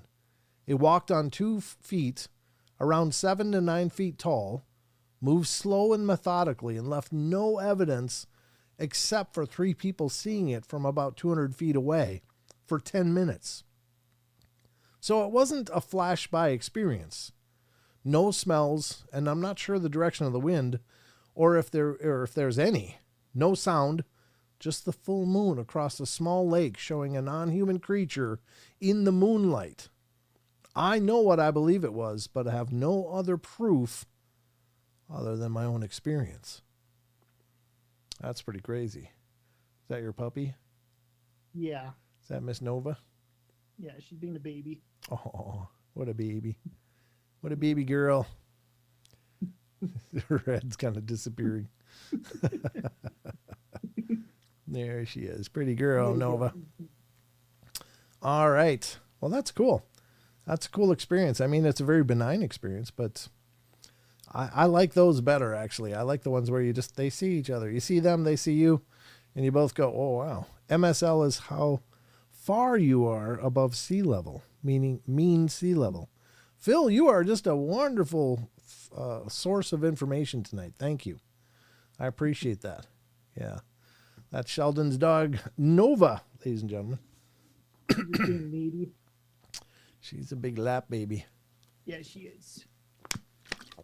You know, it's funny because little dogs, they don't know they're little. And big dogs don't know they're big. I know. It's like, you got these little dogs like Chihuahuas that are pretty sure they're Mastiffs or something. I mean, they just got this huge attitude. And then you have big dogs like Mastiffs and Great Danes that are pretty sure that they're lap size. It's like, wow. So dogs, I don't think are really, self-aware in that regard, how much space they take up. Yeah, I love dogs. I love cats too. Oh yeah, love her both. My cats love you. Man, my cats love you more than they love me. Oh man, Yeah. I'd be sleeping over there and they crawl up on my chest and just lay there and I'd be so happy. Oh, Yeah. man. So happy. Yeah. Mr. Nubis. Mr. Nubis and Mr. Pikachu laid on you, which is almost unheard of. He's not really a snuggler, but everybody snuggles you. Yeah. All right. Well, that was the second one from Sasquatch Chronicles. I just want to look at the time. It's curious. In the story, it was about they saw the Sasquatch, or what is believed to be Sasquatch, about 200 feet away, right? Yeah. Yep. That's less than a football field. Yeah. Yeah. And there was a lot of, moonlight at least. Right. But it was just curious. I'm not saying that they didn't see what they saw, or I'm not saying they're lying, but it's just curious that you couldn't tell whether there was fur or not.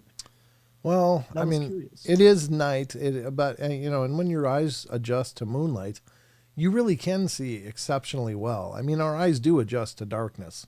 We just don't usually get out of our lighted areas too much. Yeah. So, but if you spend any time out in the dark, with any amount of light, from natural light, I mean, like, even stars and moons. There's up here, if it's a clear sky, even just the stars are so bright that it's almost like having a moon out. I mean, you can still see silhouettes. You can't really see details, but you can see silhouettes real clearly, and you can tell, that, you're getting close to things. And then there's the dark, cloudy nights where it's like a blanket of blackness, And I will admit, I think I have pretty good night vision. Like I can notice details at night, but I do know that there's some people that, like, they can't see anything in the dark, and it's like, what do you mean? I can see that right there. What do you mean? You know what they found? Hmm? You know what they found though? And this was apparently a study, but I read an article, but it was based on a study that was apparently done that people with blue and lighter eyes, like blue and gray and stuff, they see better at night. But people with like darker color eyes, like brown and stuff, actually see better during the day. So, yeah. What color are your eyes? Hazel. Hazel, light or darker? I don't remember. I mean, are they lighter hazel, or just pretty much just hazel? I haven't looked at my eyes in a while. I'm just seeing the reflection on your glasses, so I can't see your eyes real clearly. I don't know. Yeah, you tell me, they're pretty, chat. They're pretty darker, I think. Yeah, they're a deeper hazel. Okay. So yeah, I mean, I don't know. I see pretty good at night. Okay, well, good. I notice I see worse at night now. Like I have an astigmatism, and it's like, man, headlights now are just like, never used to bother me as much as they do now. But I see just fine in the dark, but I don't see real well when I'm driving, because those damn headlights come, and then there's like streaks on the, yeah. It's like, damn it.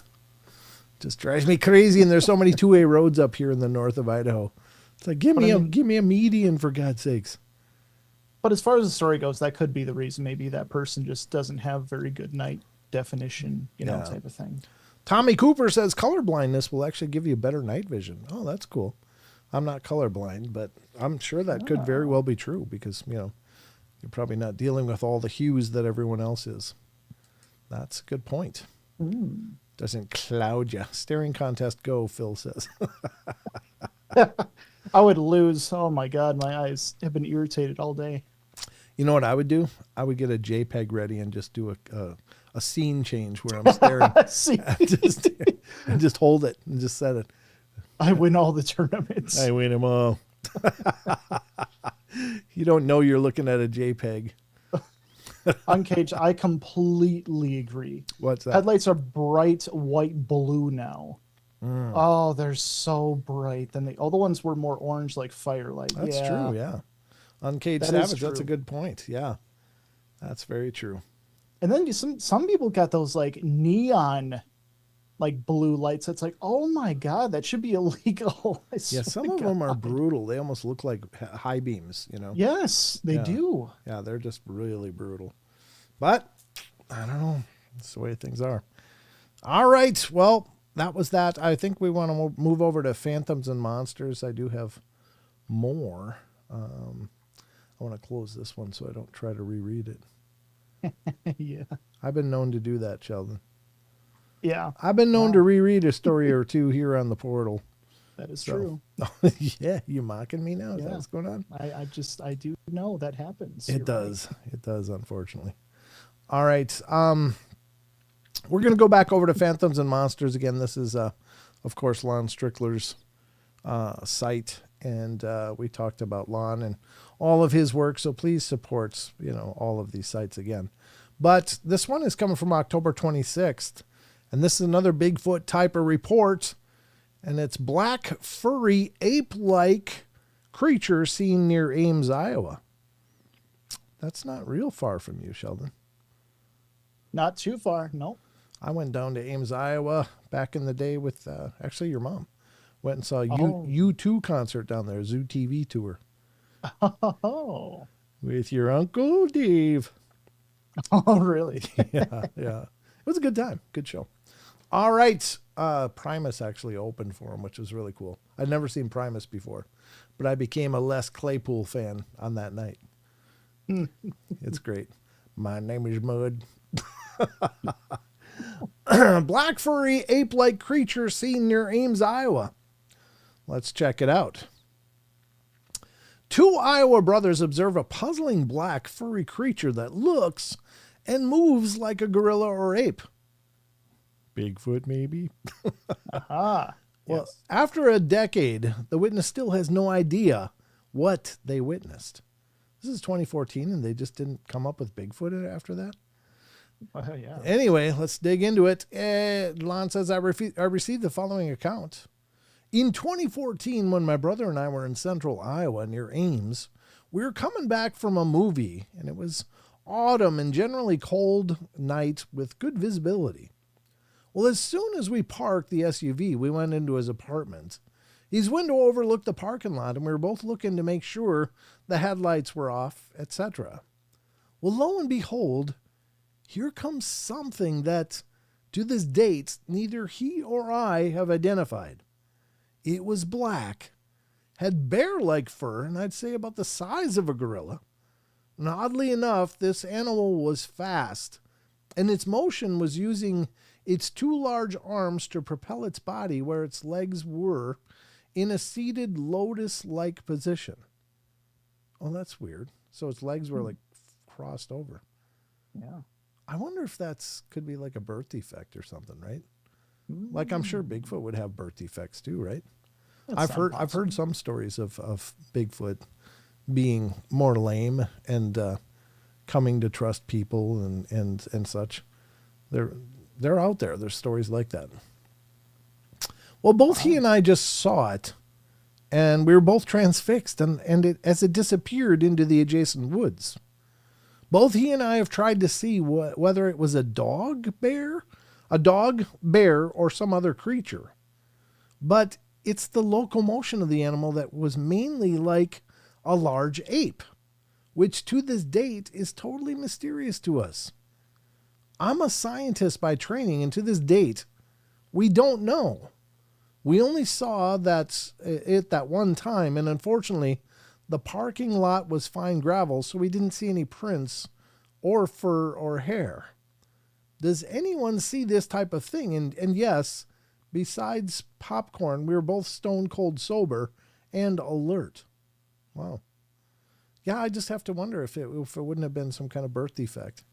And so this Bigfoots or whatever they are, just managed to grow with that disability and learned how to get around. There's that one bear, I think it was in Maine. I could be wrong, but maybe it was Florida. There was even footage on a news program of this black bear that had 2 malformed front paws. It could get down on all fours, but it would only locomote while it was up in a bipedal position. And it would move around bipedally and then get to where it was going and then maybe eat something and then stand back up on two legs and go around. Now, that would have never been confused for a Bigfoot. I mean, it clearly had those stubby back legs like bear. But, it's an example of these creatures finding a way to still survive. Well, is it impossible that a Bigfoot would be born with a birth defect, like maybe malformed legs, and had learned to just move much more like a traditional ape, just kind of lumbering on two arms and moving around? Oh, there's got to be instances like that. Yeah. Yeah. I mean, I'm sure they're probably, nature is probably much more harsh than a person being born with birth defects like that and not really having to compete in the wild arena. And so, people survive that kind of stuff all the time, but I think nature's much more brutal, and most of these, malformed young aren't able to mature because they just don't live long enough, for any number of reasons, whether even in other mammals, like a mother will reject any babies that have those kind of defects because it's just not a viable thing, and it becomes a burden and hard to sustain a malformed child, whether that's a cat or a dog or, a wolf or whatever. So natural selection really doesn't allow that kind of stuff very often. But I think things like Bigfoots are much more tribal, and they're much more geared towards the whole. I think they're that intelligent that they would have compassion and would help in those kind of cases. But yeah. I mean, being human is an incredibly privileged experience when you look at every other species on the planet. I mean, basically, if you're born disfigured in any way or not grown properly, that's kind of death. That's kind of it. Well, yeah, because nature is unyielding. It's like either you survive or you don't, and it's not a compassion or lack of compassion. It's just the natural order of things. Plus, that when it comes to the propagation of like a genetic line, they would probably never, be bred even if they did survive, because that's, not the best viable outcome, that you may be propagating that malformation.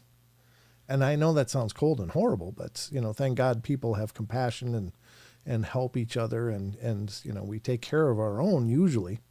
And even when those things happen, we make accommodations, and we extend ourselves to help those that aren't as fortunate in most cases. Well, in normal cases, there's still plenty of people that would probably just walk on by, but you know what I mean? Well, yeah, and I wonder if, in a natural selection standpoint, if that's hindering us humans, because we don't deal with natural selection nearly as much anymore. Yeah. And those defects and those genetic things are being passed down generation to generation. So I wonder if that's going to have. Well, the good news is that usually malformations like that are very recessive. Like even if those the people with disabilities of some kind choose to have children, a lot of times those children don't inherit that. It might be in the genetic code somewhere, but they're usually very, very recessive, and only pop up every once in a while. Like for me, being born with a caved-in chest, that was the first thing I looked at with all of you kids. That's true. What does your chest look like? Because I didn't want you to grow up with that. I wanted you to have a normal chest, and thank God you all have. You all were born with perfect chests, so it's like, oh, thank God, that didn't get passed on. But I was born with a barrel chest. Yes, you were. Yep, you are. And Oliver was as well, and so was Elijah. So you guys all had normal chests, and I was like, yes. But it's thank God those are mostly recessive traits. So yeah. All right. Let's continue on. We got time for maybe one more. I think so. We could probably squeeze in one more. Let's go to the next one. I don't even know what I got open here. What is this? I was already at the bottom of it. Oh yeah, this is one. This is not really cryptid though. I'll maybe save that for tomorrow night. Holy moly, that's a longer one. It is a long one, but I'm going to probably do that tomorrow night. because Yeah. it'll fit well right after question of the week. 10 to 12 foot Bigfoot, 10 to 12 foot tall Bigfoot, shrouded in heavy fog, vanishes in rural Tennessee. Oh my God. That's Special shout out to my cousin Paul, who's probably out there listening over there in Tennessee right now. So this might be in your neighborhood, brother. 10 to 12 foot tall Bigfoot, shrouded in heavy fog, vanishes in rural Tennessee. Mike, an ex-military man, was on his front porch in rural Tennessee on a bright and sunny day when he heard a loud roar / growl. The next day, he observed what made the sound. I woke up before dawn. God, this is a very short one. I woke up before dawn. We had a storm that night, and there was a heavy fog everywhere. It was just starting to get light out, and I stepped out my door and looked across the street to the pond. The fog was swirling around and coming off the ground, or off the pond, rather. And as I looked at the far edge of the pond, a creature stood up. And it was 10 to 12 feet tall and had a conical-shaped head. And there were long arms that went to its knees and covered in fog, like it was sticking to it. It was thin for its size, and it looked at me, but I couldn't make out many features due to the fog. Then it turned and took 3 huge steps, at least 8-foot strides, and vanished. I know what I saw, but I haven't told many people about it. That was from a YouTube source. Apparently that line got that. But that's pretty crazy. 8-foot strides. Now it's 10 to 12 feet. I don't know That'd have to be like a leap kind of thing. No, not really. I mean, probably that may be an exaggeration. Even an 8-foot stride. I'm looking at my ceiling now, which is 9-foot ceilings here, and that's crazy. That's a huge stride. Yeah. So I don't know. I mean, did he see tracks and was able to figure out that it was, 8-foot strides? I don't know. Again, there's not enough information to really know. But those are the kind of questions I would ask. Like, how do you know that it took 3 8-foot steps and was gone? I mean, it's already, how far away was it? Yeah, how far away was it? I don't know. It just said it was on the other side of the pond. Well, how big is that pond? And if it's foggy already, it doesn't take much to disappear into fog. It really doesn't. It's not could be like a football field, maybe. I would probably guess. I don't know. It was across the street from him. He's on his porch, and it's across the street from him. So I'm sure he has a yard and a driveway, and then a street, and then a pond, and it's on the far end of the pond, and there's a fog. So there's already a lot of things. Field, maybe. Yeah, I don't know. Just spitballing. Just say maybe 100, 150 yards away. How do you know it's 10 to 12 feet though? That's crazy. Well, exactly. I mean, I guess maybe just by the size of it standing on the other side of that pond, maybe he ascertained that I was about 12 feet tall. I don't know. I mean, there's a lot of spitballing here, it sounds like. But I don't doubt the guy saw what he saw. It's just... Yes. Yeah. I think he's making a lot of potential assumptions without any kind of corroborating evidence. Like, what was it? Well, what was it standing next to where you could figure out it was 10 or 12 feet tall? Because whether it was 7, 8, 9, 10, 11, 12, that's, only 5 feet, right? That's only 5 feet of variance, which isn't really a lot at 100 yards distance. Yeah. So I don't know. It's hard to say. And there's nothing forthcoming in this story to really tell us. And there's no comment from Lon, so I don't know. Very curious. When someone says stride, does that refer to a walk? Well, just a step. You have a walking stride, you have a running stride, you have a jogging stride, and all of those would be various distances. But it sounds like it's just 3 steps and it was gone. 8 feet's crazy. That is a long stride. But even if that's exaggerated, though, that's a huge Bigfoot, though. Yeah, Devin says, heard stories they can leap dozens of feet. As unreal as that sounds. Yeah, I mean, I've heard that where they've just jumped up an embankment, like standing on a road and then a car comes and they jump up this incredibly steep embankment. I mean, part of it's a leap and part of it is just that they could traverse it with no trouble. Terrain that would seem impossible for us. But I think when they're moving through that kind of stuff, They're using their arms as much as their feet, though. I mean, with us, we use our feet and kind of our arms, but we're not used to working on those things together unless you're climbing a ladder. Yeah. So again, I don't know. Yeah, I think physically speaking, they're capable of incredible feats, but I don't know how you could make these kind of clear assessments from a distance viewing with a fog. So, I mean, there's a lot of things competing. Maybe the water level wasn't as far down in the fog as he thought. Maybe it was only 8 feet, maybe it's 7 feet. But in any case, I'm sure he saw the conical head, the long arms, and all of that. And the sighting itself isn't a surprise to me.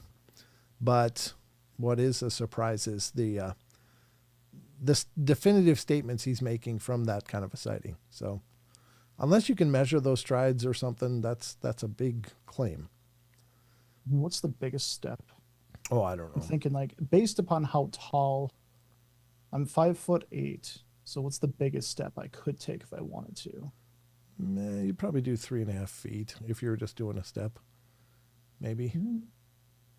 I don't know. That's over half my body length, though, so it could be. It actually could be when you think about it.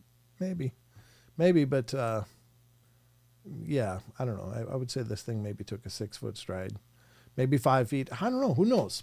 I'm just speculating too, honestly, but I don't know. Lots to think about, but at any rate, this has been our journey into the portal. I hope you guys had a good time. Did you have a good time? Yeah. I definitely did. Okay. Well, good. As I always do, guys. Right. Damn right you do. Got anything in closing, buddy? I always do. Guys, don't forget. I say this every time. I'm going to say it again. I'm a broken record. ParanormalPortal.net. That's the home base for the Paranormal Portal, where you can stay up to date on everything Paranormal Portal, what are the podcasts, when we're going live. And also, you can schedule your own interview if you have an amazing experience you'd love to share. Also, don't forget the Discord link. This amazing community and all of its chats, all of its links, all of its discussions, all right in one place, right there in the chats. Discord it is. All of those links are in the description below. So if you don't click on what's in the video itself on the live chat, you can always just check the links in the description. Also, you can get your own Paranormal Portal gear if you want to help support the show and wear your paranormal pride.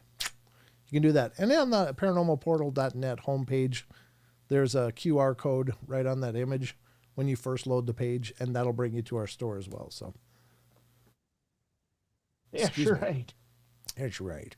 We've got many ways for you to look sexy. Oh, look at that. Someone just joined the Discord. Welcome. Oh, who did? Who is it? Dachshund Master. The Dachshund Dachshund. That's a wiener dog, right? Oh, Dachshund. Dachshund. Oh, that's how you say. Okay, that's how you write that. Okay. That's how it's written. All right. Yep. That's it. This is fun. I'm glad I was finally able to join you guys. Thank you, Phil. It was great to have you here.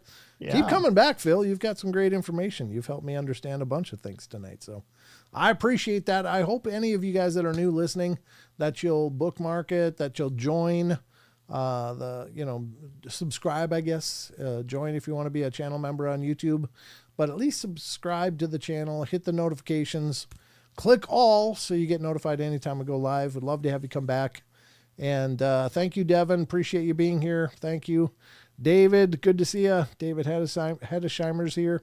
Great to see you. I appreciate it. Phil Funk, Rachel, Diana, great to see you guys. Those are just the last people chatting. As always, we are just thrilled you guys are here. Barbara Mora and Dog Digger over on Rumble. And HB Girl to you. Good to see you guys. SoCal Squatcher, good to see you. Thank you. And Barbara's on YouTube as well. She's all over the place. Barbara is just a wonderful supporter of the show, as are all you guys. Thank you so much for your love and support. And if you wouldn't mind, please continue to let people know about the shows, whether it's the podcast or the live shows. We'd love to have you guys continue to join us and bring friends. We'd love to meet your friends. We're spreading like a rash. That's right. And there's no ointment. There's no ointment. What a great image in my head. All right, that's it. It's time to go. That's all we got. Wouldn't be Friday without the portal. God bless you, Tommy Cooper. Check out Cryptovania too, guys. Cryptovania on Facebook. You can check out Tommy Cooper's page on Facebook as well. Wonderful guy. He and Jason Trost are wonderful guys. They were guests recently on the podcast. And you can follow them and keep up with what they're doing too. They do a lot of lives out there in the field as they're going out, checking out areas. So check those guys out. Wonderful longtime friends as well. So I think this is the first show in a while we haven't talked about poop at all. Well, we can quick if you want. You want no, that's okay. We're good. We're good. I'm just proud of us. I'm proud of her growth. Chucky's selling ointment in the parking lot, he said, but it won't cure the portal. You can't get rid of us with ointment. Nope. It'd take a full antibiotic to kill this infection. Oh, geez. Okay. Let's just roll. All right, guys, that's it. It's all we got time for, but thank you so much for being here. Remember, we love you all. Be good, be kind, be nice. Take care of each other. Help each other out. Find the magic in every day, and remember to laugh as much as you can. I'll be back tomorrow night. I hope you'll join me, and we'll go through the portal once again, 2 full hours.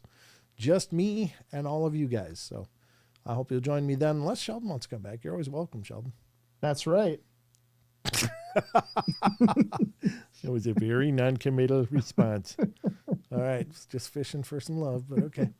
All right. Sheldon knows he can come back. Doesn't mean he will, but he knows he can. I know. That's it for us, guys. Take care. Have a great night. We'll see you tomorrow night, 7 p.m. Pacific Standard Time. We do the shows live Wednesday, Friday, and Saturday. 7 p.m. Pacific Standard Time, 10 p.m. Eastern. So mark your calendars, and hopefully we'll see you back here. Good night, everybody. Good night.